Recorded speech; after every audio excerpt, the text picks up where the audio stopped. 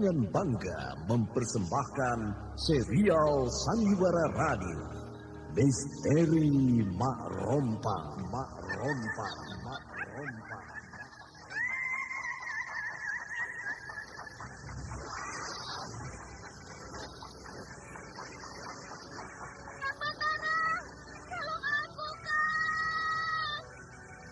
Cepat kemari, Wulan.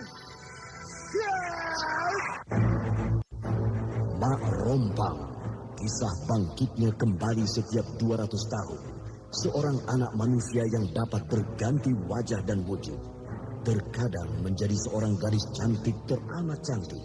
Terkadang menjadi seorang nenek tua renta buruk rupa yang selalu menimbulkan prahara dan malapetaka mengerikan bagi umat manusia.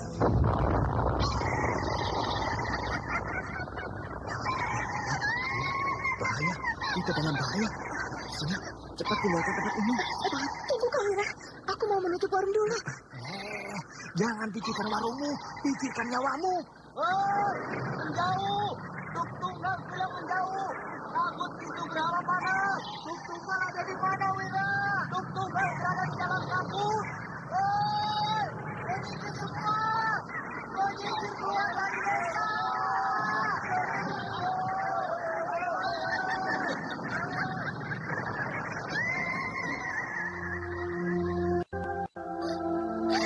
Kang Batara bicara sungguh-sungguh.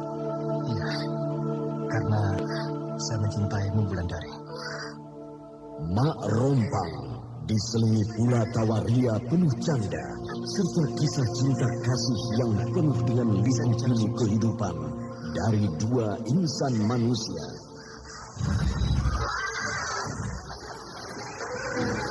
Awas di belakangmu, Wulandari!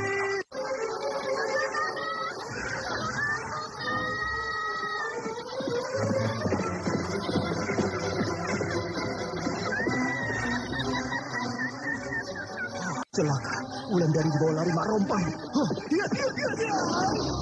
Didukung artis-artis terkenal Ferry Fadli, Ivone Rose, Anna Sambayon, dan sederet bintang-bintang terkenal lainnya. Ikutilah episode kedua, Janji di Bukit Perinduan. Bukit Perinduan. Apakah nenek bertemu dengan seorang gadis dalam perjalanan tadi? Gadis yang panjang rambutnya. Ya, Nek. Kalau begitu, pasti dia kekasihmu. Dia itu... Susulah dia sebelum kau kehilangan jejak. Ya, Nek. Terima kasih. Kenapa dia bilang Bukit Perinduan? Nek. Kemana perempuan tua itu? Naskah buah karya Asmadi Syafar. Seri yang ke-19 ini didukung oleh para pelaku. Idris Apandi sebagai Kirekso, Naryo sebagai Kisabrang, Suryadin Tanjung sebagai Diro, Tato sebagai Mandita, Ivone Rose sebagai Wulandari, dibantu oleh Novi Mandaki, Elias, Rifki dan Mogan. Pembawa cerita Neni Sumardi, teknik dan montase Agus Budianto, dengan sutradara Denny Denhas. Pada kisah yang lalu diceritakan, Gandini hilang dari rumahnya, sehingga orang tua Gandini mengerahkan seluruh warga desa untuk mencari anaknya. Maklumlah, Bapak Gandini adalah tetua desa itu. Sementara itu pula, Wulandari sedang terancam keselamatannya, karena dia akan diboyong oleh Kisabrang ke kampungnya untuk dijadikan istri muda lintah darat itu. Mirasa, mana anak kita? Mana Gandini? Mana kereta kuda itu? Baru saja kereta kuda itu berjalan meninggalkan halaman rumah kita, kan? Lalu Gandini mana? Ada di dalam kamarnya. Pulang juga anak itu. Vista, ya. Anakku Gandini telah kembali, Vista. Syukurlah, Kilura. Betul Gandini yang menjadi kusir kereta itu? Entahlah, Kang. Tapi Gandini memang turun dari kereta kuda itu. Kemana saja anak itu selama 2 hari ini? Aku juga tidak tahu.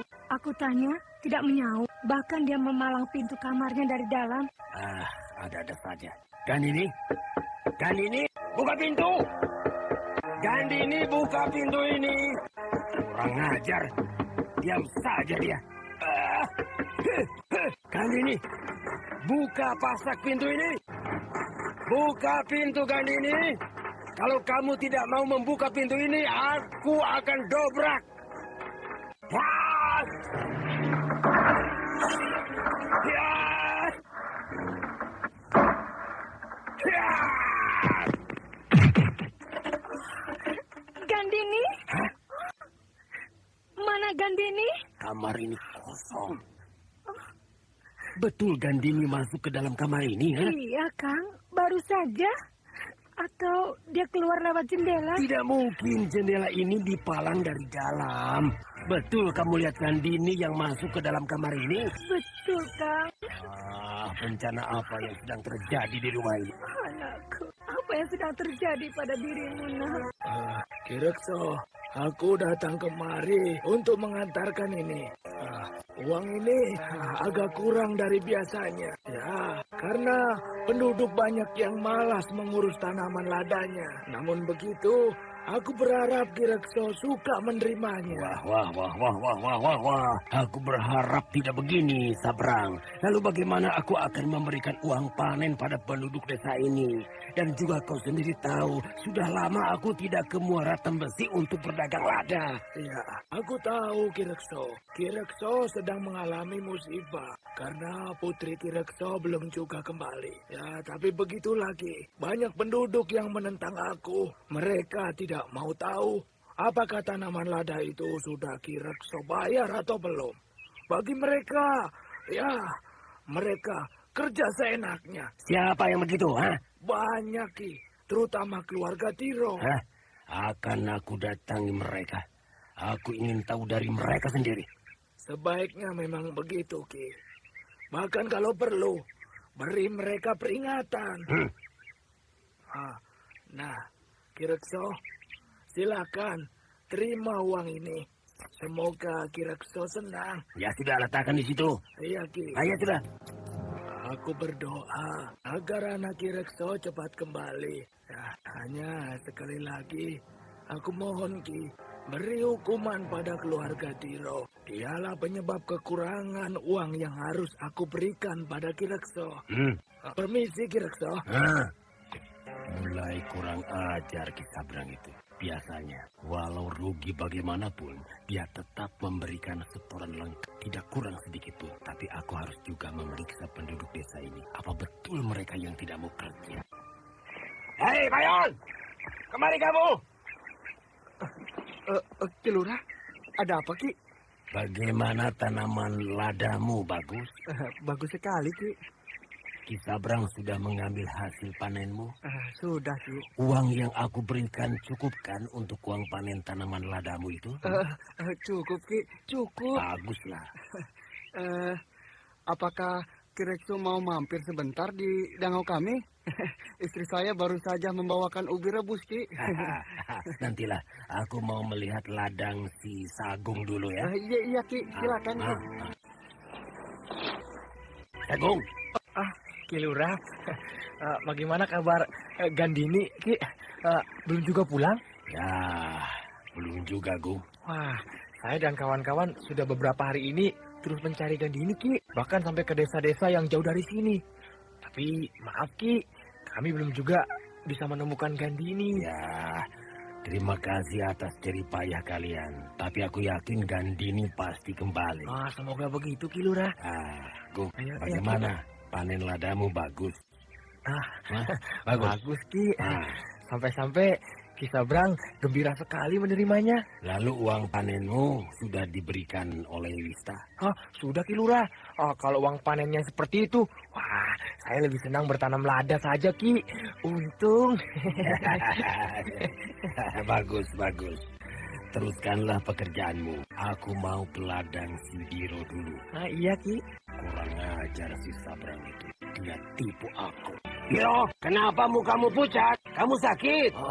Ki Lurah. Iya, Ki. Saya baru sembuh. Sakit apa kamu, ha? Pusing, Ki Lurah. Ya, terutama sewaktu Wulandari hilang selama 2 bulan. Ya. Aku dengar peristiwa itu. Aku bisa merasakannya. Karena aku juga kehilangan Gandini. Sampai sekarang belum juga kembali. Ya, mungkin Ki Lurah lebih kuat dari saya, Ki. Sehingga tidak tampak bingung. Hanya Kilura agak kurus sedikit. Dulu yang menemukan Wulandari. Batara, Kilura. Batara? Kemana dia sekarang, Giro? Entahlah, Kilura. Mungkin pergi merantau. Seperti dulu. Kalau dia ada, aku yakin dia bisa mencari ganti. Mungkin juga, Kilura. Panen ladamu bagaimana, Diro? Lesu, Kilura. Maklumlah, saya baru habis sakit, jadi tidak kuat mengerjakannya. Uang panenmu sudah diberikan oleh Wista? Saya tidak pernah terima, Ki, karena sawah saya ini sudah tergadai pada Ki Sabrang. Sehingga saya sekarang kerja tanpa dapat apa-apa sama sekali. Lalu yang itu masih sawahmu? Yang itu tuh? Iya, Kilura.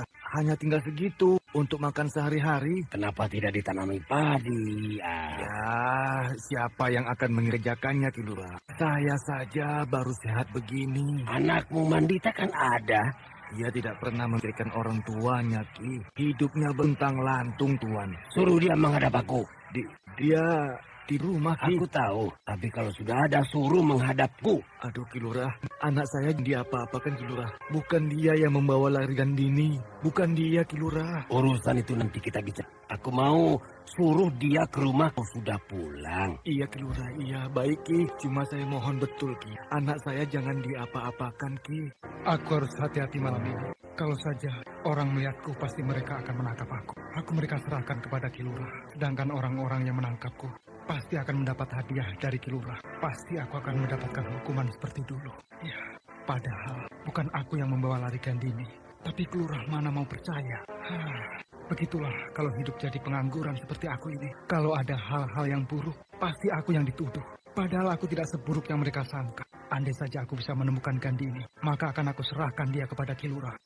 Sepi-sepi saja. Tidak ada orang di sekitar rumahku.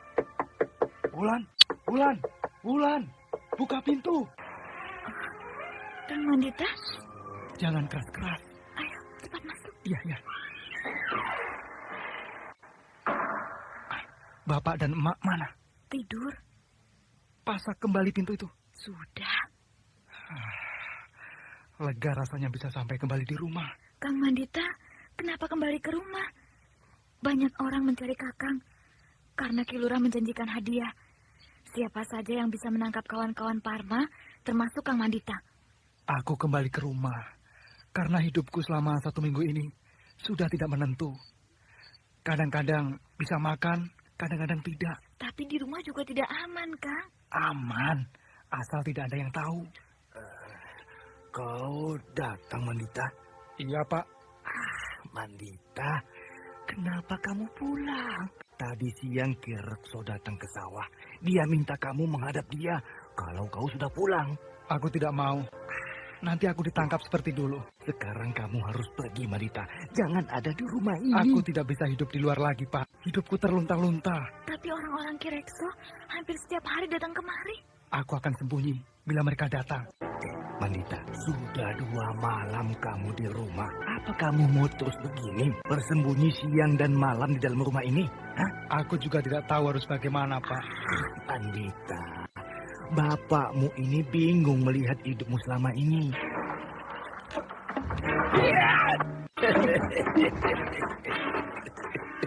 Akhirnya kita jumpa juga, Mandita. Ya, Sabrang datang. Aku harus lari ke belakang.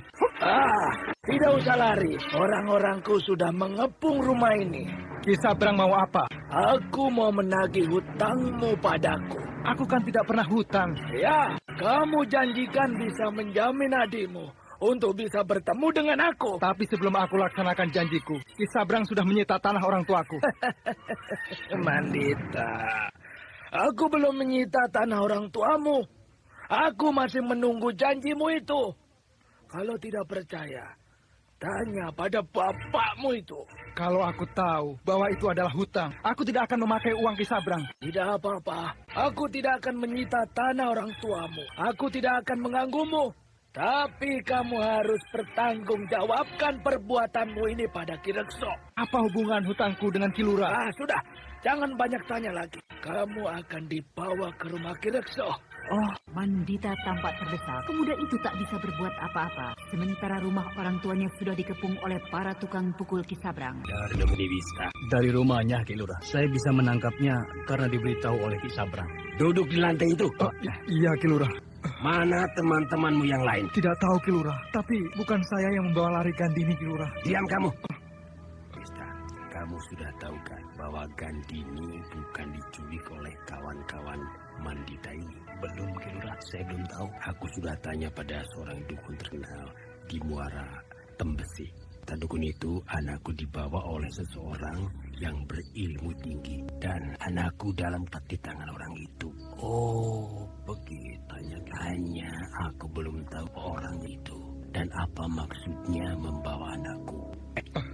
Apa kerjamu sekarang? Tidak ada, Ki Lurah. Selama ini kemana kamu setiap malam? Ke kebun kelapa, Ki Lurah. Kamu berjudi di sana ya? Tidak, Ki. Jangan bohong kamu. Kamu habiskan harta orang tuamu untuk berjudi dadu tiap malam. Tidak, Ki Lurah. Saya tidak menghabiskan harta orang tua saya di tempat judi. Diam kamu. Mulai besok pagi, kamu harus kerja di ladangku sebagai hukuman buatmu. Tapi bukan saya yang membawa lari Gandini, Ki Lurah. Diam kamu. Datang kakak Wulandari itu ke ladang pagi ini, Wista? Datang, Ki Lurah. Dia bekerja sambil ketakutan. Bagus. Setelah aku pikir-pikir, aku jadi kasihan pada keluarga itu. Tapi aku tidak bisa membantu mereka. Karena hutang mereka sudah terlampau banyak pada Ki Sabrang. Betul, Ki. Hutang mereka sudah terlampau banyak pada Ki Sabrang. Sehingga sulit bagi mereka untuk membayarnya. Sebentar lagi kita berangkat ke Muara Tembesi. Menemui dukun itu.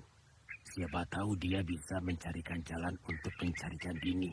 Sebentar lagi, Ki Lurah. Kenapa? Kamu tidak mau ikut? Mau. Ibu Gandini kemana? Dia pergi ke rumah kakek Gandini. Tujuannya sama. Pergi mencari dukun hebat untuk bisa membawa Gandini pulang. Wah, apakah tidak akan bentrokan kita memakai beberapa orang dukun sekaligus? Kalau kita pergi berperang, kita harus banyak membawa senjata. Nah, dukun-dukun ini adalah senjata kita. Tambah banyak, tambah kuat kita.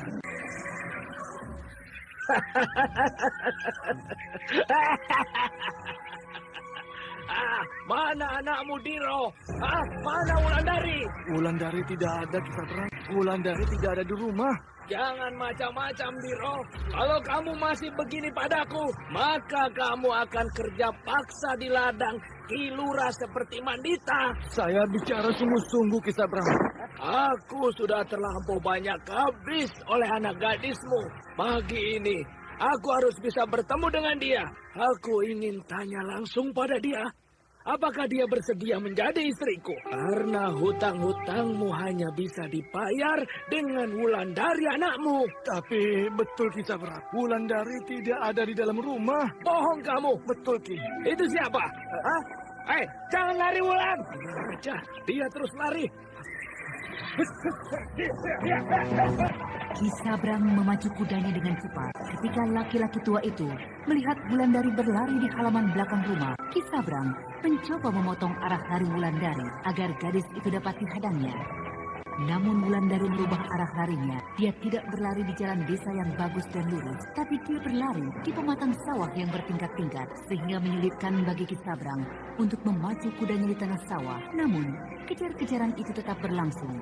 Ki Sabrang di atas kuda yang dipacunya di jalan desa, sementara Wulandari tetap berlari di antara pematang-pematang sawah. Rupanya, Ki Sabrang tidak mau melepaskan buruannya, karena dia selalu membayangi gerak langkah Wulandari di sepanjang jalan desa di atas kudanya.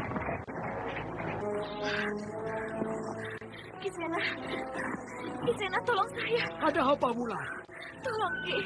Tolong saya, Kisena. Iya, ada apa, Wulan? Ada apa? Saya dikejar Ki Sabrang, Ki. Celaka. Ayo kita lari ke rumahku. Ayo. Ya. Berhenti. Lewat sini, Wulan. Hai, berhenti kalian. Aduh, aku jatuh, Wulan. Cepat bangun, Ki. Dia sudah dekat. Ya. Aduh, kakiku. Ki, pegang tangan saya, Ki. Kisena akan saya tarik. Ya. Aduh. Mau kemana kamu, ha? Jangan sentuh dia. Hei, Sena, apa urusanmu, ha? Jangan! Lepaskan dia. Diam kamu. Ki, tolong, Ki. Aduh. Jangan dekat. Lepaskan dia. Ayo. Jangan coba-coba dekat. Akan aku pacul kamu. Aduh, hempus kamu.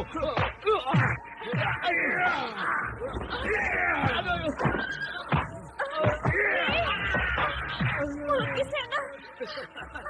Ayo, kemari manis. Lepaskan. Kisena muntah darah. Biarkan saja. Dia memang sudah pantas untuk mati. Jangan takut dia. Mampus kamu. Kisena mati. Biarkan saja manis. Sebentar lagi mayatnya akan dibereskan oleh burung pemakan bangkai. Lepaskan. Lepaskan dia. Datangnya perempuan tua ini. Dan aku pernah bertemu dengan dia dulu. Tolong. Lepaskan dia. Ada lagi nenek-nenek mau mengantarkan nyawa. Tolong. Diam kamu. Lepaskan dia. Dapat kau rebut dia. Pergilah kau sebelum aku bunuh. Pergilah. Aduh. Sebelum nafsu membunuhku timbul. Aduh. Ya.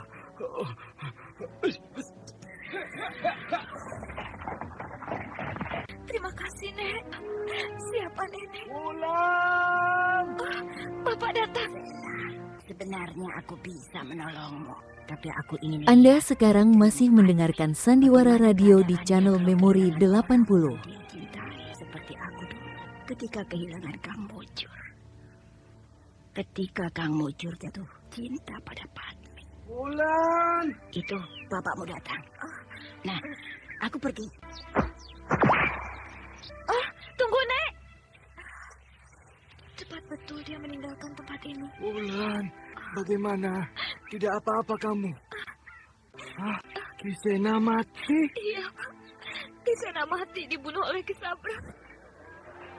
Wah, Mista, orang-orang mulai beralih mengambil panen lada pada Kisabrang. Kenapa begitu, Ki Lurah? Mungkin karena aku sudah lama tidak kemari, sehingga para langgananku beralih pada dia. Tapi tidak apa-apa, kalau aku berdagang lada lagi, tentu para langgananku akan mengambil lagi panen lada padaku.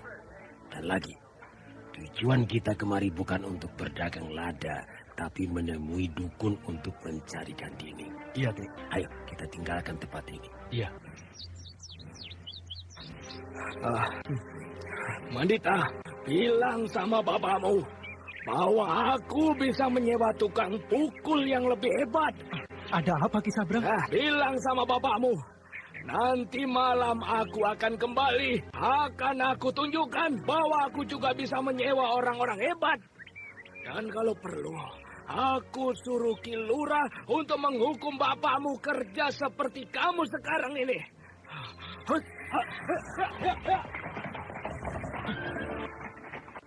Apa maunya Lintah Darat itu? Kisena mati dibunuh Kisabrang. Aku tidak tahu kejadian itu, Pak. Kalau aku tahu, tentu aku akan datang melayat ke rumah Kisena. Kasihan Kisena. Dia mati karena membela adikmu. Kalau Kisabrang jadi datang malam ini, akan aku hadapi dia. Lintah Darat itu sudah keterlaluan. Jangan cari bahaya. Dia sudah sangat keterlaluan, Pak. Sebenarnya sejak dulu dia sudah sangat keterlaluan. Cuma kita tidak punya kekuatan untuk melawan dia. Hanya yang aku heran, setiap kita dalam bahaya, ada saja orang-orang aneh yang datang membela. Dulu ada seorang laki-laki tua yang menolong aku. Kini ada seorang perempuan tua yang menolong adikmu. Tapi kita tidak pernah tahu siapa mereka, di mana mereka tinggal. mereka datang. Siapa? Ki Sabrang dan orang-orangnya. Mandita dan bapaknya sudah bersiap-siap untuk menanti kedatangan Ki Sabrang. Sedang Wulandari dan ibunya hanya bisa berdiam diri. Gadis itu nampak sudah agak kurus karena menahan penderitaan. Sementara itu, Mandita sedang bekerja di ladang Kirekso sebagai hukuman yang dibebankan Ki Lurah itu kepada Mandita. Suni, kamu dengar itu? Ki Sabrang datang dengan kereta kuda. Dia akan melaksanakan ancamannya tadi siang. Aku kan sudah bilang, Kang. Biarkan saja Wulandari jadi istrinya. Tapi Akang tetap bersikeras. Kalau sudah begini, siapa yang repot? Kan kita juga. Jangan terlampau percaya pada Ki Sabrang. Dia itu licik, lintada. Aku tidak peduli. Inya.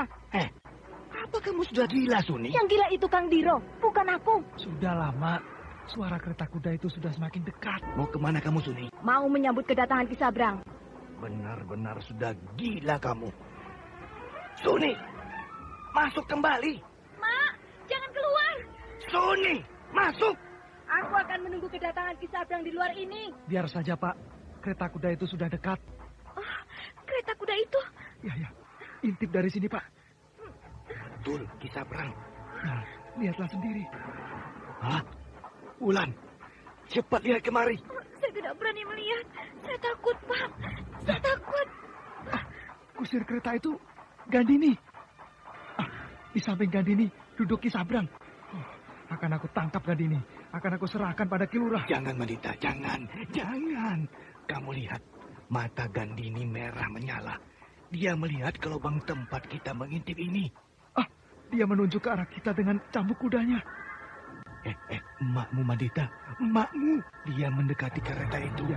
Dia benar-benar sudah gila. Aku harus siap-siap, Pak. Ki Sabrang turun dari kereta kuda. Mungkin dia akan menjemput Wulandari. Iya. Aku tidak mau. Aku tidak mau dibawa. Kamu jangan takut, Wulan. Aku akan membelamu. Lihat, Wulan. Lihat. Rembang Ki Sabrang. Lihat, Wulan. Mana? Intip dari sini.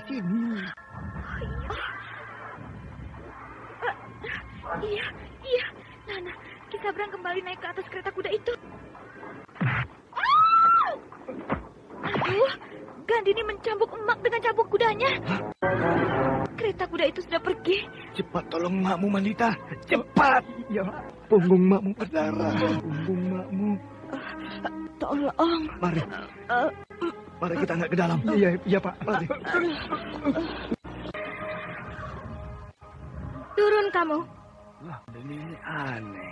Tadi aku diajak untuk menjemput Wulandari. Tapi sekarang aku disuruh turun dari kereta kuda. Turun kamu, Ki Sabrang. Suaranya bukan seperti suara Gandini. Apa kamu tidak dengar? Aku suruh turun? Bukankah kita harus menjemput Wulandari? Kamu menipuku. Kamu cegat aku dengan perempuan iblis tadi. Turun kamu!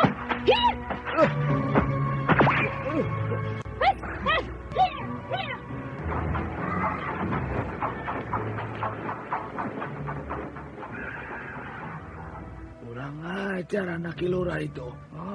Diturunkannya aku di tempat sepi seperti ini. Ki Sabrang terpental dari atas kereta kuda. Dia jatuh sambil mengomel.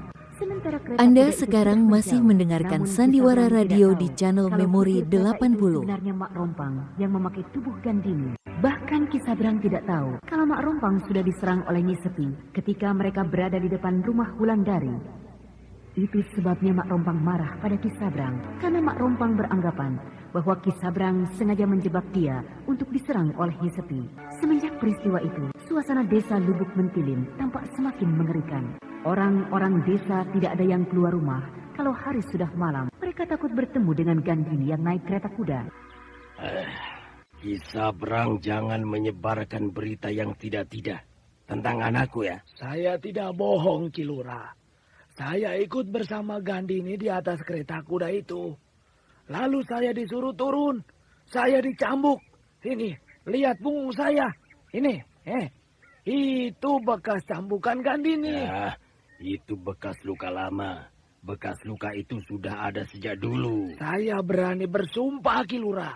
Itu benar-benar bekas luka cambukan Gandini. Aku tidak percaya. Kalau tidak percaya, Ki Lurah boleh tanyakan. Aku tidak percaya. Sekarang aku peringatkan Ki Sabrang. Jangan menyebarkan berita yang bukan-bukan tentang anakku. Seharusnya kalau Ki Sabrang memang bertemu dengan anakku, bawa dia pulang kemari. Bukan menyebarkan berita buruk seperti itu. Ki Rekso ini sudah berubah padaku. Seolah-olah aku dianggap musuhnya, bukan kawannya lagi. Baiklah, aku akan berhati-hati terhadap orang ini. Nah, pergilah pulang ke rumah orang tuamu. Aku sudah cukup kuat untuk berjalan sendiri. Aku akan keluar dari dalam tubuhmu ini.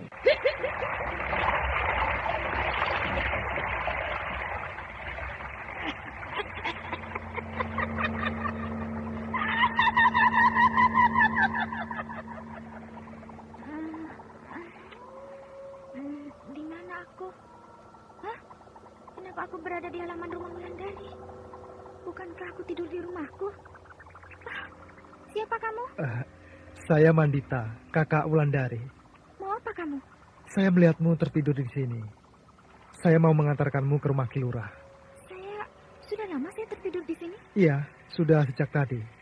Ketika bulan baru muncul di balik bukit itu. Sudah. Nenek itu meninggalkan aku di sini. Tapi tidak apa-apa. Yang penting aku sudah bertemu dengan Kang Batara. Hanya sayang, Kang Batara tidak mau pulang kemari. Dia lebih suka di sana, di tempat nenek itu.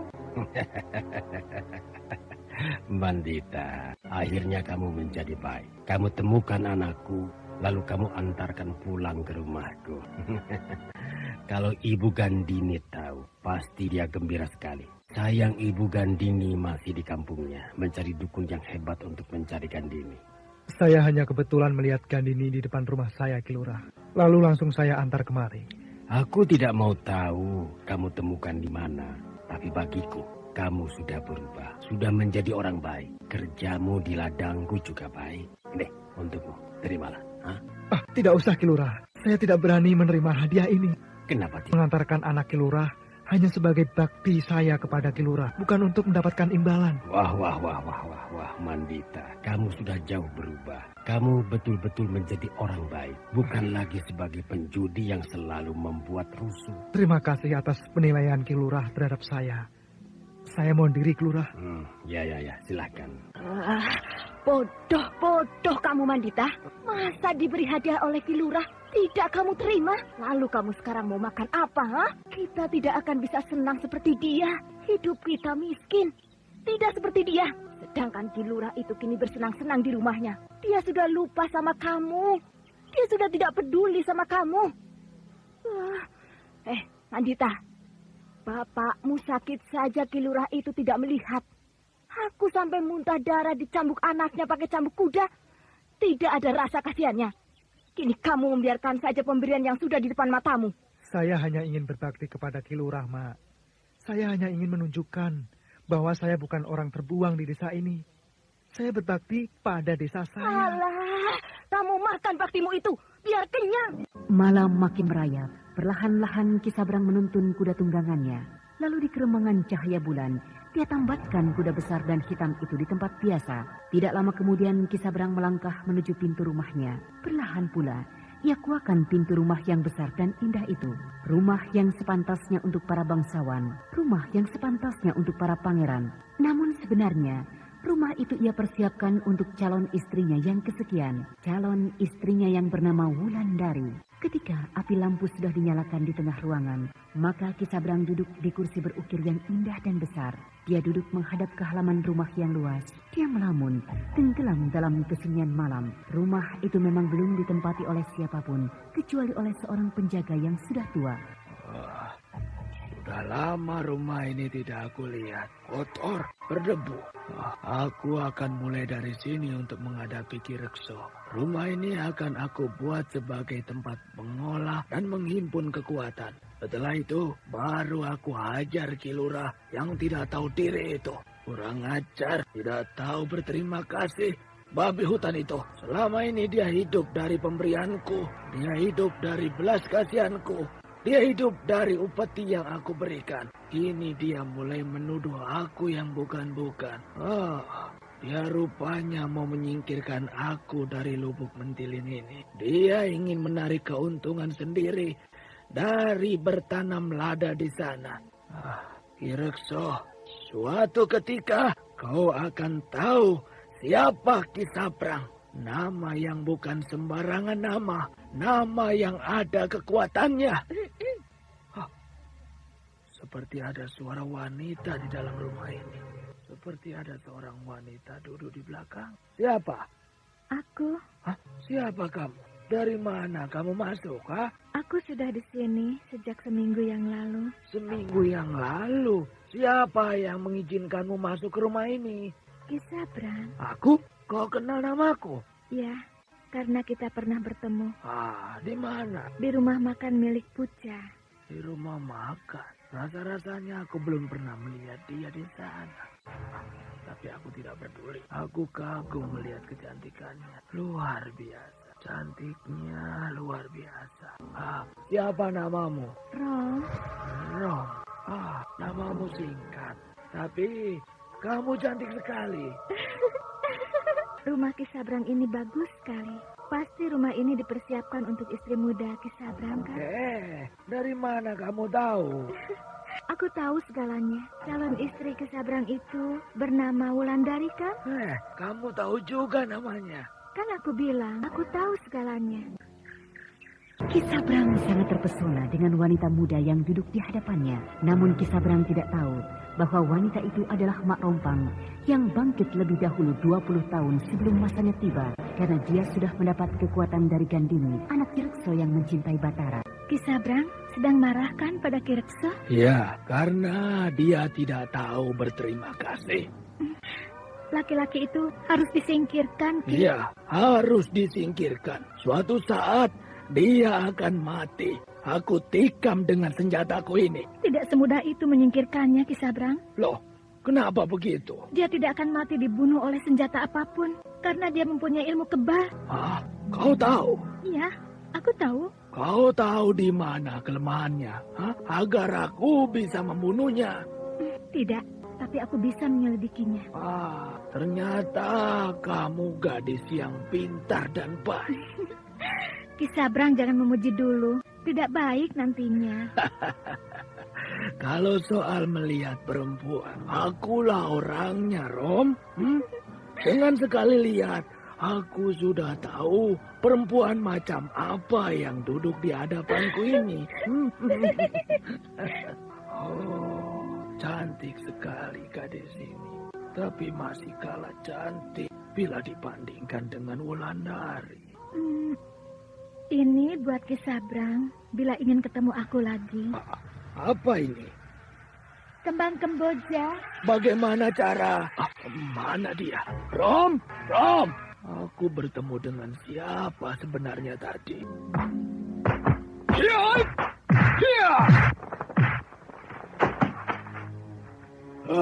Rupanya masih seperti dulu kau menyambut tamu, Nyi Sapi. Kalau di tempatku, tentu akan lebih hebat lagi aku sambut kedatangan Ki Mujur. Sayang kita bertemu di desa Lubuk Mentilin ini. Tampaknya sambutanmu tadi cukup membahayakan jiwa. Mungkin ya, tergantung niatku. Cara kau melepaskan serangan tadi, tampaknya buruk niatmu, Nyi Sapi. Kalau Ki Mujur tidak hati-hati, ya tentu saja akan berakibat buruk. Jawabanmu sejak tadi seperti mengandung dendam, Nyi Sapi. Mungkin. Dendam pada orang yang selalu mengkhianati kata-katanya. Orang yang selalu mengkhianati cintanya. Aku tambah tidak mengerti kemana arah bicaramu, Nyi. Kini aku ingin bertanya. Siapa sebenarnya muridmu itu, Ki Mujur? Batara maksudmu? Iya. Aku rasa kau sudah tahu ketika kau datang ke rumah kakek dan neneknya. Atas permintaanku dulu. Jadi tidak usah aku jawab. Pantas kau mati-matian mendidiknya. Karena dia cucu Patni. Cinta lama yang tidak bisa hilang. Kau salah tafsir, Nyi Sapi. Persoalan cinta dengan Patni sudah lama hilang. Bersama dengan hilangnya desa Sendangkara. Tapi bagi Padmi tidak begitu kan? Aku tidak tahu.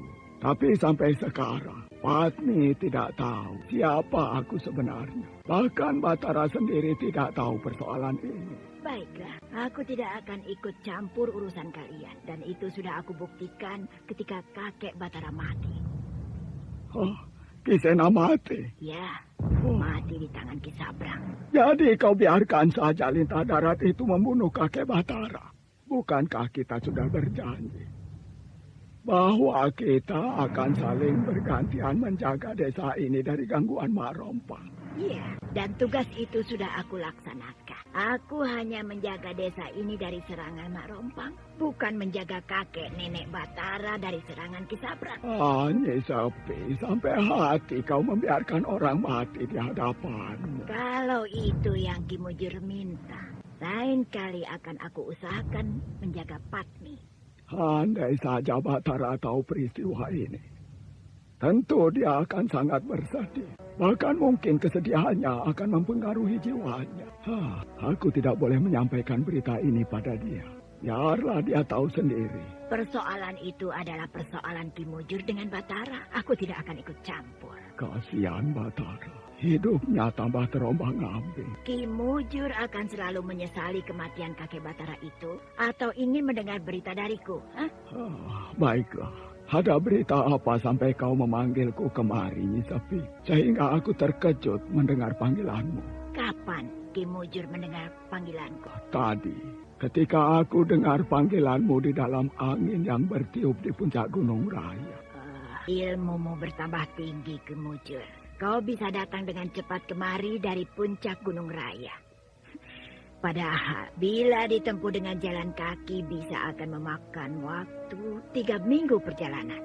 Ilmu pemecah ruang dan waktu ini bukan apa-apa bila dibandingkan dengan ilmu yang dimiliki Mak Rompang. Dia bisa sampai kemana yang dia kehendaki hanya dalam 1 kali tarikan nafas saja. Ya, aku sudah mengetahuinya. Berita yang akan aku sampaikan juga tentang Mak Rompang. Perempuan itu sudah berada di desa ini dalam wujud sebagai gadis remaja. Celaka, kenapa bisa begitu? Seharusnya dia muncul sekitar 20 tahun lagi. Aku juga tidak tahu kenapa bisa begitu. Tapi mungkin dia mendapat tenaga dari anak Ki Lurah yang bernama Gandini. Apakah anak Ki Lurah itu mati? Tidak, tapi pasti dia sedang sakit. Kalau Mak Rompang dalam keadaan muda belia seperti sekarang ini, berarti Mak Rompang sedang bersiap-siap menyebarkan bencana di desa ini. Apa yang harus kita lakukan, Ki Mujur? Aku akan mencoba menghadapi Mak Rompang. Sedang kau, pergilah temui anak Ki Lurah. Kalau memang sakit, obatilah dia. Baiklah. Betul di sini kan rumah lurah desa ini? Siapa nenek ini? Pertanyaanku belum kau jawab, Kisanak. Tapi malah kau balik bertanya. Siapa nenek ini? Aneh. Rupanya orang tua harus mengalah pada orang yang lebih muda. Baiklah, aku berasal dari tempat jauh. Aku kemari ingin menanyakan, apakah anak gadis lurah desa ini sedang menderita sakit? Siapa yang memberitahumu? Penduduk desa ini? Yang memberitahu aku adalah perasaanku sendiri, bukan orang lain. Akulah lurah desa ini. Dan anakku memang sedang sakit semenjak dia kembali ke rumah ini. Oh, rupanya Kisanak lurah desa ini. Kasihan juga anak Kisanak itu. Jadi dia pulang dari perjalanan yang jauh? Bukan, dia hilang selama 1 bulan. Pertama-tama dia pulang ke rumah ini, dia terlihat sehat-sehat saja. Tapi makin hari keadaannya makin parah. Bahkan sekarang keadaannya semakin Anda sekarang masih mendengarkan Sandiwara Radio di channel Memori 80. Tapi tidak satu pun yang berhasil. Boleh saya masuk untuk melihatnya? Buat apa? Ya, kalau saya mampu, saya akan coba mengobatinya. Kalau bisa, silakan. Tapi saya sudah tidak punya harapan lagi. Rupanya Gandini sakit parah. Kalau nenek mau mengobatinya, silakan masuk. Terima kasih.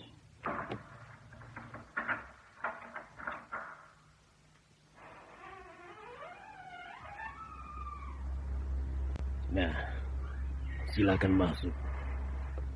Ini kamarnya. Nirasa, nenek ini mau mengobati Gandini. Siapa nenek? Aku tidak punya nama. Aku datang dari tempat yang jauh. Aku ingin melihat anakmu yang sakit ini. Kalau aku bisa mengobatinya, aku obati. Kalau tidak, ya apa boleh buat. Silakan, kalau nenek bisa. Sudah banyak dukun yang kami panggil untuk mengobati anak kami. Tapi tidak ada satupun yang sanggup. Bahkan sakit anak kami makin hari makin parah, Nek. Anak ini mengerikan bentuknya. Wajahnya tampak tua dan keriput. Mungkin semangat mudanya sudah pindah pada Mak Rompang. Sehingga dia jadi begini. Gandini, bangun nak. Tidak usah dibangunkan. Biar saja dia tidur begitu. Apa sebenarnya sakit anak kami ini, Nek? Ya, aku belum tahu. Nanti kita lihat. Boleh aku minta air putih untuk diminum? Boleh. Apa lagi, Nek? Jeruk purut dan pisau. Baik. Nirasa Ibu Gandini beranjak mengambil permintaan yang diingini oleh Nyesepi, sehingga tinggal Nyesepi dan Gandini yang berada dalam kamar itu. Sementara Kirekso berdiri di ambang pintu, Nyesepi mulai mengheningkan cipta. Dia mulai bersemedi dengan meminta petunjuk dari Yang Maha Agung. Seluruh kepandaian tentang pengobatan yang dipelajarinya dari Ki Pandai Urat dikeluarkannya. Namun kekuatan yang ada dalam tubuh Gandini tampak tidak menerima begitu saja. Kekuatan itu menahan serangan Nyesepi, sehingga perempuan tua itu tampak mengeluarkan keringat di seluruh tubuhnya. Bahkan tidak lama kemudian, keringat itu mulai berubah menjadi tetesan-tetesan darah, sehingga Kirekso terkejut melihatnya. Kirekso mencoba menghampiri Nyesepi, tapi Nyesepi tidak bergeming dari semedinya. Tampak sekali dia sedang mencoba melawan kekuatan yang ada dalam tubuh Gandini. Siapa kamu? Kamu tidak usah tahu siapa aku. Tapi kamu harus keluar dari tubuh gadis ini. Kamu harus kembalikan semangat muda gadis ini. Apa kamu mengusir aku? Karena aku ingin membela kebenaran. Aku ingin membasmi kesesatan. Kamu hebat kalau bicara. Padahal kekuatanmu hanya seperti itu. Baru 1/5 aku mengeluarkan kepandaianku. Kamu sudah kepayahan. Seluruh tubuhmu sudah bermandikan darah. Sebentar lagi juga kamu akan seperti itu. Nah, terimalah.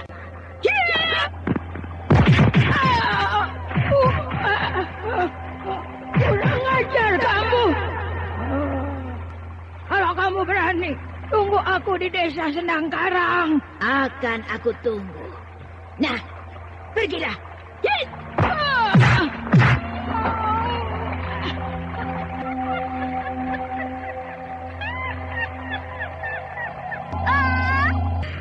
Kurang ajar. Siapa yang memukulku? Lalu perlahan-lahan Nyesepi membuka matanya ketika dia mendengar keluhan Gandini. Nyesepi menarik nafas panjang. Pertanda semedinya sudah selesai. Pertanda dia mencapai kemenangan.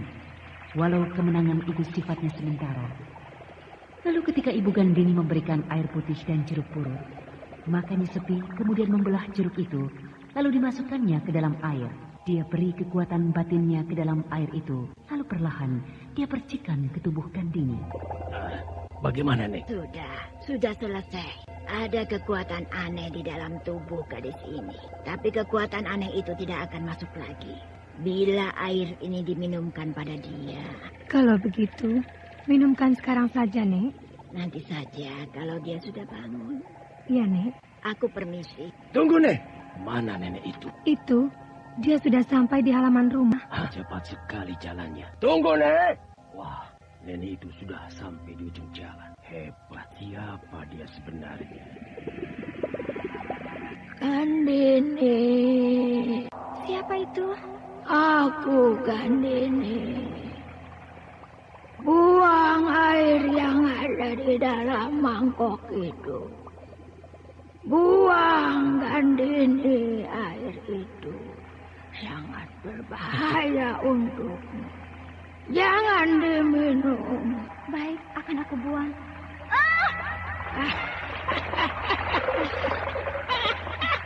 Gandini, kenapa kamu tumpahkan air ini? Kenapa tidak kamu minum? Saya tidak sengaja, Bu. Gandini, kemana lagi akan dicari nenek yang mengobati kamu itu? Ibu Gandini termenung melihat tumpahan air pemberiannya sepi, sedang Gandini masih mengerang kesakitan. Angin ini bukan angin biasa. Angin ini mempunyai kekuatan aneh. Aku harus hati-hati. Hop!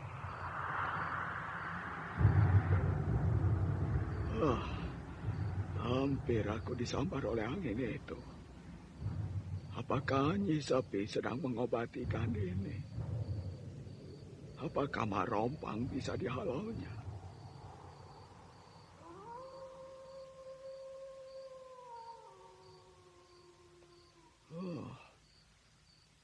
Angin ini tiba-tiba berhenti. Kini aku melihat bayangan putih berdiri di ujung jalan itu. Cahaya bulan memperjelas bentuk bayangan putih itu. Bayangan putih itu berbentuk perempuan. Ya, perempuan muda.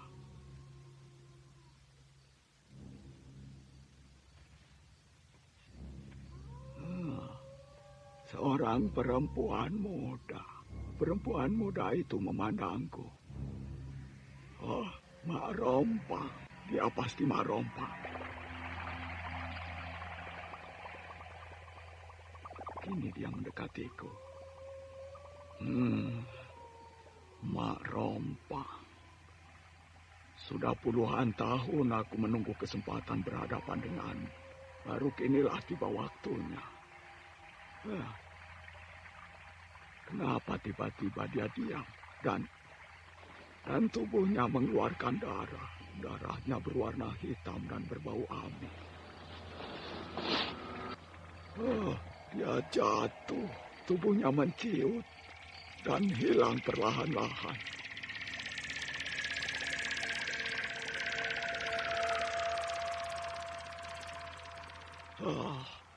Aku belum sempat membuat perhitungan dengan dia, tapi dia sudah hilang. Mana dia, Ki Mujur?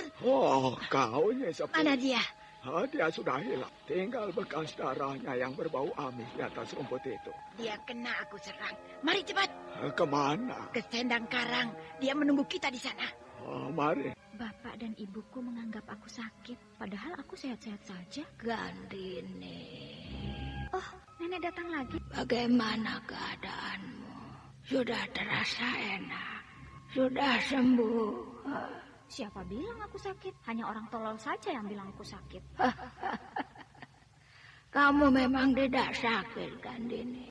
Kamu sudah sembuh. Nah, sebagai hadiah kesembuhanmu, mintalah pada bapakmu agar dia mau menurunkan ilmu kebalnya padamu. Dan tanyakan di mana letak kelemahan ilmu kebalnya itu. Buat apa ilmu kebal bagiku?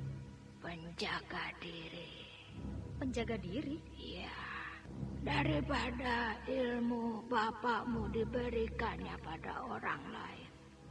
Tentu lebih baik diberikannya padamu. Ya, baiklah, aku akan minta pada bapak. Gandini, ada apa, Bu? Kamu bicara sama siapa tadi, Gandini? Bicara? Tidak bicara sama siapa-siapa. Tadi Ibu dengar kamu bicara tentang penjaga diri. Iya, saya perlu penjaga diri. Jangan, Gandini. Kamu tidak boleh bangun dulu. Tubuhmu masih lemah. Saya sudah sehat. Siapa bilang saya sakit? Betul, kamu sudah sehat? Betul, Bu. Lihat tangan dan kakiku sudah bisa aku gerakkan. Iya. Kilura, lihat kemari. Ada apa nih, Rasa? Lihat, Kilura. Gandini sudah sembuh. Tangan dan kakinya sudah bisa digerakkan. Iya. Betul kan, Bapak? Saya sudah mulai sehat. Ya, kamu sudah mulai memerah. tidak pucat seperti kemarin. Iya, hebat juga nenek itu ya. Tidak diminumkan airnya pun, kamu sudah sembuh, Gandini. Nenek? Nenek siapa, Bu? Kemarin malam, ada seorang nenek datang kemari mengobatimu. Ah, saya tidak tahu. Kamu memang tidak tahu, Nak, karena kamu tidur. Ada nenek-nenek yang mengobatiku. Apakah nenek yang sering datang menjumpaiku itu? Ah, sudahlah. Pusing aku memikirkannya. Pak, saya ingin diberi hadiah karena saya sudah sembuh. Kamu minta apa? Hah? Saya minta ilmu penjaga diri supaya saya tidak sakit lagi. Beres. Nanti akan Bapak carikan orang yang bisa memberikan ilmu penjaga diri padamu. Saya tidak mau ilmu dari orang lain. Saya mau ilmu dari Bapak. Ilmu dari aku? Aku kan tidak punya ilmu apa-apa. Bapak pasti punya ilmu macam-macam. Kalau tidak punya ilmu, mana bisa Bapak menjadi seorang lurah? Hah? Siapa yang bilang sama kamu begitu? Bahwa seorang lurah harus punya ilmu? Ah, semua orang juga tahu, Pak. Bapak tidak usah bohong. Ya. Bapak punya ilmu sedikit. Untuk menjaga-jaga saja. Hah? Ilmu yang Bapak punya ini adalah ilmu turun-temurun dari kakekmu. Nah, betul kan? Saya minta ilmu kebal yang Bapak punyai. Hah? Ilmu kebal? Dari mana kamu tahu kalau Bapak punya ilmu kebal? Sedangkan ibumu saja tidak tahu kalau Bapak punya ilmu kebal. Jadi Bapak punya ilmu kebal, kan? Iya, punya. Dari mana anak ini tahu kalau aku punya ilmu kebal? Saya minta ilmu kebal Bapak itu. Dan juga sekaligus saya ingin tahu di mana letak kelemahan ilmu kebal Bapak. Nantilah, aku berikan saja belum padamu, kamu sudah ingin tahu di mana letak kelemahan ilmuku. Kapan Bapak mau menurunkannya pada saya, Pak? Nantilah, setelah kamu sembuh betul. Saya sudah sembuh. Sudah betul-betul sembuh, Pak. Iya, tapi tidak sekarang. Kita cari waktu yang baik untuk menurunkannya. Nyi Sepi, kita sudah sampai di dekat desa Sendangkarang. Lampu-lampu penduduk desa sudah dinyalakan, padahal desa ini sudah lama punah. Mak Rompang sedang mencoba memperdaya kita. Iya. Mari, kita masuki desa ini.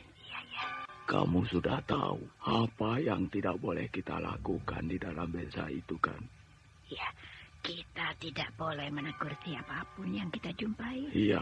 Nyi Sepi dan Ki Mujur mulai melangkah ke dalam desa Sendangkarang yang sebenarnya sudah lama punah. Desa itu kini sudah menjadi hutan belantara setelah ditinggalkan oleh penduduknya 50 tahun yang lalu. Ki Mujur dan Nyi Sepi sama-sama berdiam diri ketika mereka sampai desa. Kedua orang itu sama-sama merapalkan Nyai agar mereka tidak terjebak oleh musuh besar mereka yang kini sedang menunggu di dalam desa itu. Setelah keduanya merasa mantap, maka langkah kaki mereka menapak ke dalam langkah-langkah kaki yang melangkah pasti. Langkah-langkah kaki yang melangkah bagaikan baja.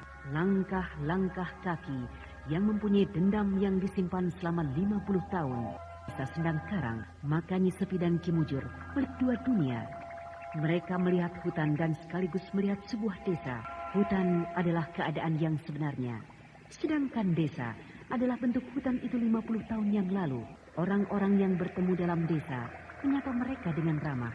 Namun Ki Mujur dan Nyi Sepi tidak mempedulikannya karena mereka tahu itu hanyalah fata morgana. Apabila mereka jawab teguran itu, maka mereka akan terjebak ke dalam alam aneh yang terjadi 50 tahun yang lalu, sehingga mereka bisa berbulan-bulan lamanya di dalam desa itu tanpa mereka sadari. Persis seperti apa yang dialami oleh Batara, murid Ki Mujur.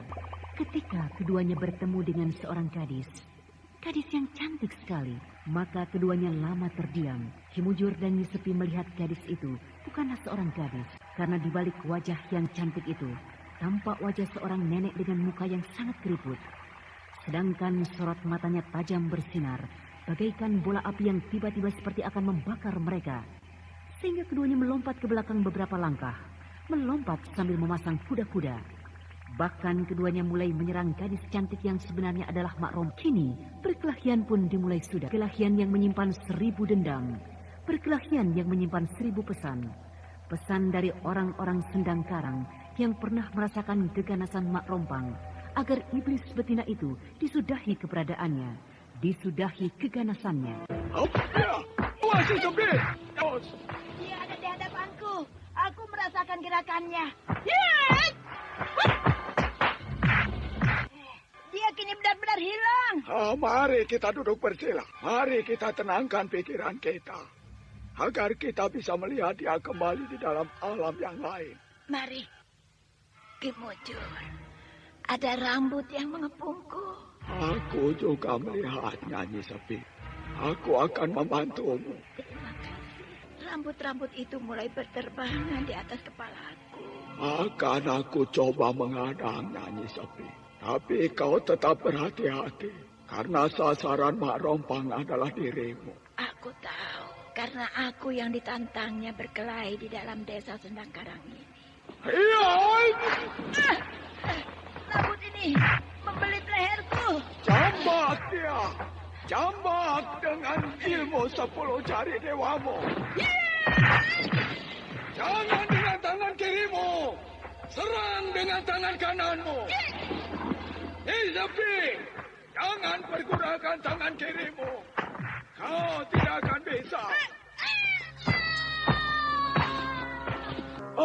Nyai Sepi. Cepat bangun dari semadimu. Ki Mujur. Tangan kiriku putus sebatas lengan. Dibelit rambut itu, Ki Mujur. Mak Rompang, hadapi aku. Bagianmu nanti, Ki Mujur. Ada saatnya. Sayang, kawanmu itu tangguh juga. Kalau tidak, maka nyawanya yang akan putus malam ini. Pengecut. Dia hilang. Hilang dia. Mari, aku tutup jalan darahmu. Supaya darah tidak banyak keluar.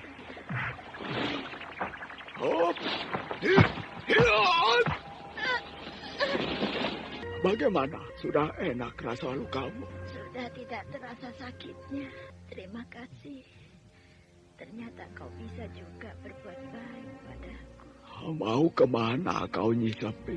Aku akan pulang ke tempatku. Aku butuh istirahat agar luka-lukaku ini cepat sembuh. Kau tidak akan kuat berjalan jauh, Nyi.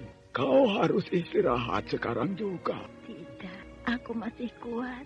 Bahkan kalau Mak Rompang datang pun, aku masih kuat untuk menghadapinya. Aku akan antar kau ke tempatmu. Tidak usah. Tempatku tidak boleh seorang pun tahu. Termasuk kau, Ki Mujur. Aku pergi. 50 tahun aku menunggu saat untuk berhadapan dengan Mak Rompang. Hanya begini akhirnya. Aku tidak bisa membalas dendam. Tidak bisa berbuat apa-apa. Mak Rompang hilang ke alam gaib. Aku tidak bisa mengejarnya. Dengan cepat Nyi Sepi sudah hilang dari pandangan Ki Mujur. Kini tinggallah laki-laki tua yang perkasa itu. Dia termenung di dalam hutan bekas desa Sendangkarang. Terbayang kembali peristiwa-peristiwa 50 tahun yang lalu. Ki Mujur menitikan air mata, namun di bibirnya tersuling sebuah senyuman. Sudah 2 malam dengan malam ini. Aku menunggu gadis itu. Tapi tidak datang dia. Padahal dia menjanjikan kepadaku akan memberitahu tentang kelemahan Ki Rekso.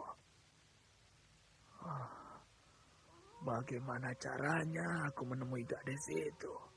Oh ya, dia pernah memberikan kembang kemboja padaku. Tapi siapakah dia sebenarnya? Manusiakah atau siluman? Aku tidak peduli. Manusia atau siluman. Yang penting aku bisa mengalahkan Ki Rekso. Lalu menguasai seluruh desa Lubuk Mentilin. Di mana kembang itu? Nah, ini dia. Kembang kemboja ini mulai layu. Padahal sewaktu dia berikan, kembang ini masih segar. Ya, moga saja aku bisa memanggilnya dengan perantaraan kembang kemboja ini. Rom, datanglah. Kembang kembojamu ada di dalam tanganku. Rom, datanglah. Kembang kembojamu ada di dalam tanganku. Aku melihat seseorang duduk di depan rumah ini. Apakah gadis itu yang duduk? Bukan, orang yang duduk ini sudah tua. Ya, perempuan tua. Aku sudah datang. Siapa dia? Aku sudah datang. Hah? Siapa kau? Kau memanggil aku kan? Aku memanggil seorang gadis dengan kembang kemboja ini. Akulah gadis itu. Hah? Kamu tidak usah cemas. Aku memang gadis itu. Aku rupanya sedang berhadapan dengan siluman. Ya, siluman perempuan. Apa perlumu memanggil aku, Sabra? Dia tahu namaku. Betul. Nenek gadis yang bernama Rom itu. Kalau tidak percaya, aku dapat memperlihatkan wajah mudaku sebentar kepadamu. Nah, lihatlah. Wah, benar. Kau adalah gadis yang aku tunggu. Wah, kau berubah tua kembali. Ya, inilah bentukku sekarang ini. Menakutkan juga melihat wajah tua keriput malam-malam begini. Apa yang kau mau, Sabrang? Aku ingin tahu di mana kelemahan Kirekso agar aku bisa membunuhnya. Belum. Aku belum tahu. Walau sebenarnya mudah, tapi dia mempunyai sebuah ilmu penahan. Sehingga tidak satupun makhluk yang tahu kelemahannya, kecuali gurunya. Apakah bisa aku percaya keterangan perempuan tua ini? Kau tidak usah khawatir. Keteranganku bisa kau percaya. Dia tahu apa yang aku khawatirkan. Bagaimana kalau aku bekerja sama dengan dia?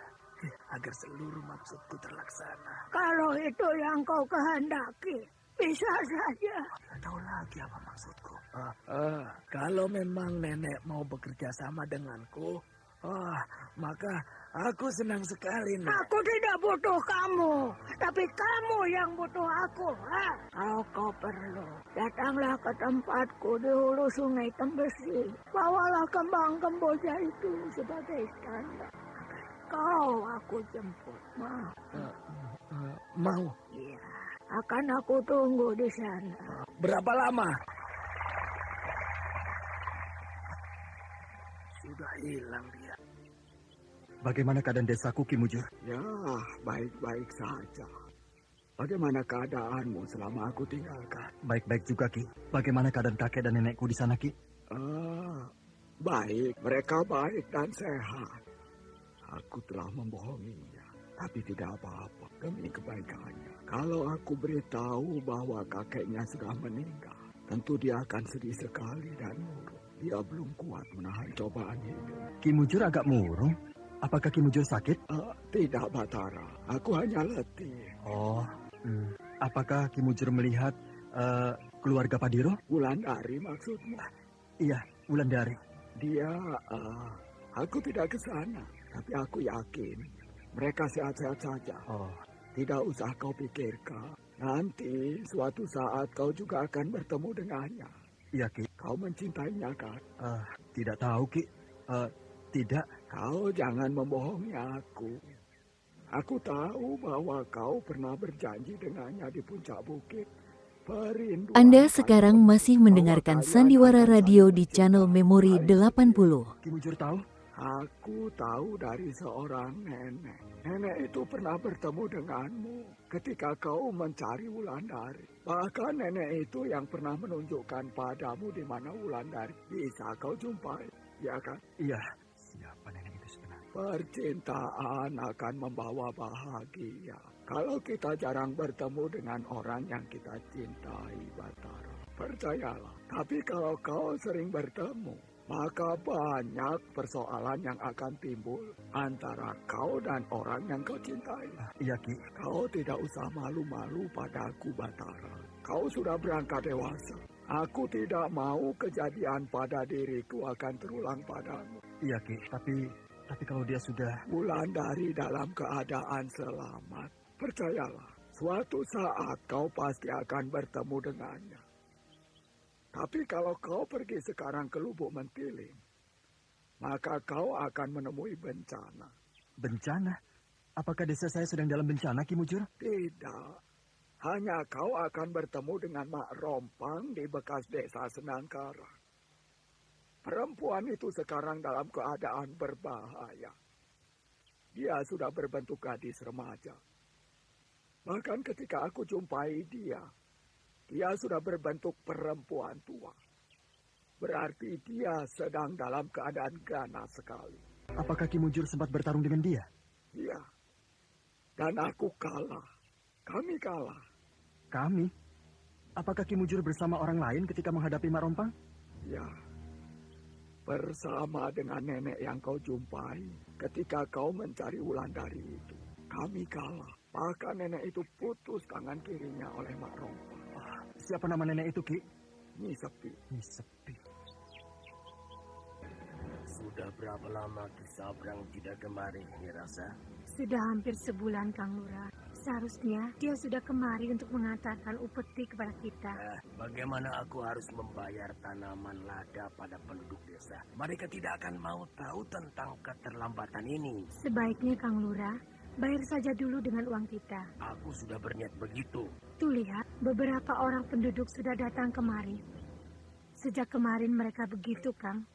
Tapi aku selalu bilang bahwa Kang Lurah tidak di rumah. Ya, ini bukan salah kita, tapi salah Ki Sabrang. Ki Lurah, kami datang untuk mengambil uang tanaman lada kami, Ki Lurah. Iya, Ki Lurah. Iya, aku tahu. Duduk dulu, baru bicara satu-satu.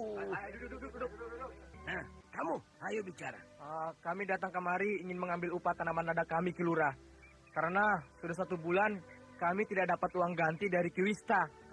Dan panenmu juga tidak diambil oleh Ki Sabrang? Diambil, Ki Lurah. Orang suruhan Ki Sabrang yang mengambil panen kami. Baik.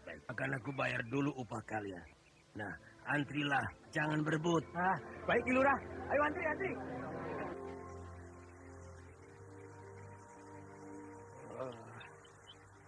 Sudah hampir 1 bulan aku berjalan.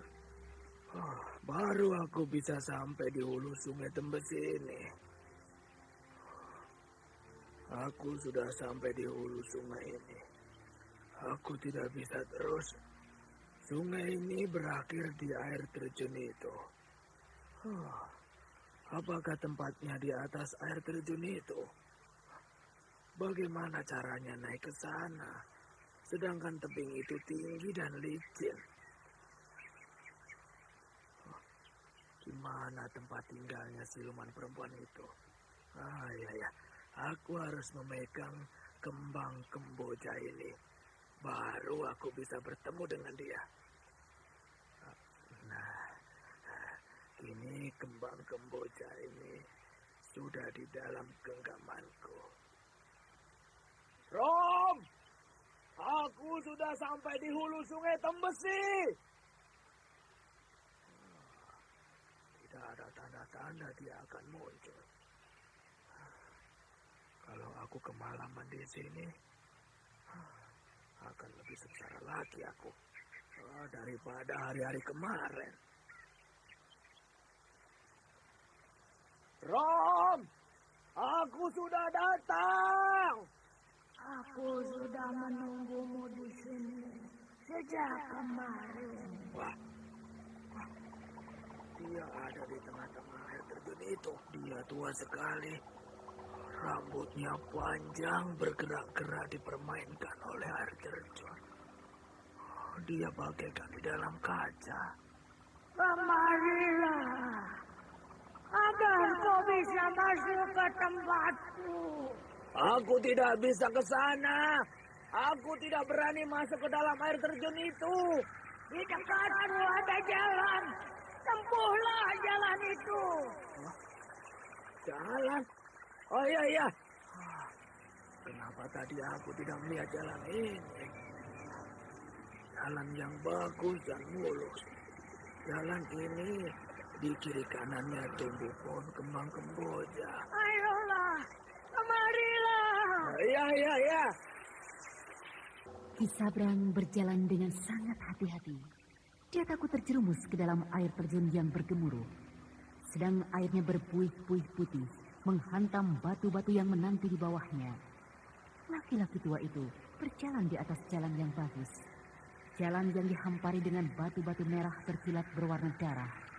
Sedang di kiri kanannya dipagari dengan tanaman kembang kemboja. Jalan itu persis menuju ke tengah-tengah air terjun, sehingga Ki Sabrang agak ragu untuk menempuhnya. Lalu, ketika Ki Sabrang sudah sampai di dalam air terjun, tiba-tiba saja air terjun itu hilang, tidak ada sama sekali. Yang tampak hanya ada sebuah lorong yang panjang dan lembab. Sedang di kiri kanannya tertancap obor-obor yang apinya menyala bagus, pakai tidak tertiup angin.